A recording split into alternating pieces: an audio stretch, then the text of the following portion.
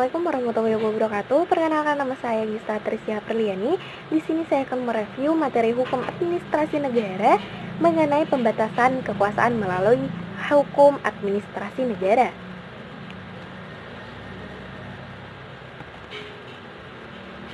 Menurut Utrecht mengatakan bahwa hukum administrasi negara adalah himpunan peraturan tertentu yang menjadi sebab berfungsinya suatu negara.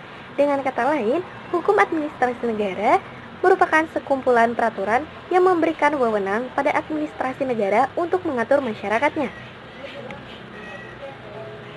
Sementara itu, pemerintah dalam arti luas adalah segala urusan yang dilakukan oleh negara dalam menyelenggarakan kesejahteraan rakyat dan kepentingan negara sendiri.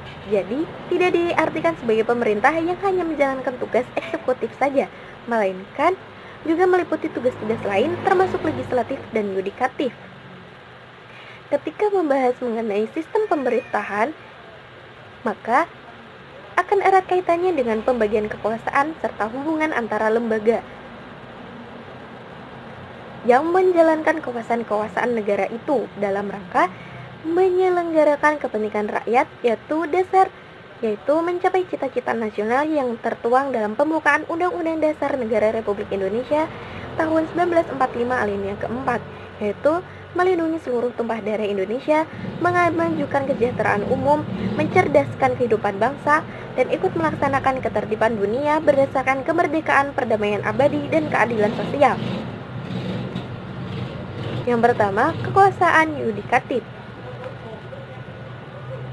Kekuasaan yudikat adalah kekuasaan yang dimiliki oleh warga masyarakat untuk melakukan pengawasan terhadap pelaksanaan undang-undang melalui wakilnya yang duduk dalam lembaga Mahkamah Agung atau sering disebut dengan MA.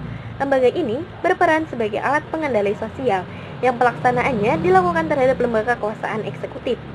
Lembaga ini mempunyai wewenang untuk menegur, menasehati, atau memberi saran-saran kepada pemerintah dalam kaitan pelaksanaan GBHN dan undang-undang hasil produk lembaga legislatif. Kekuasaan yudikatif atau disebut kekuasaan kehakiman, yaitu kekuasaan untuk menyelenggarakan peradilan guna menegakkan hukum dan keadilan. Kekuasaan ini dipegang oleh Mahkamah Agung dan Mahkamah Konstitusi.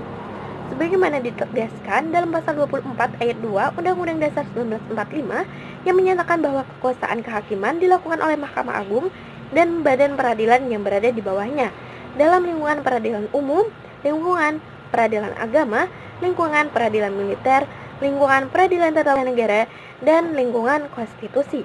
Sekian review materi yang saya sampaikan. Kurang lebihnya mohon maaf. Wabillahi taufiq wal hidayah. Assalamualaikum warahmatullahi wabarakatuh.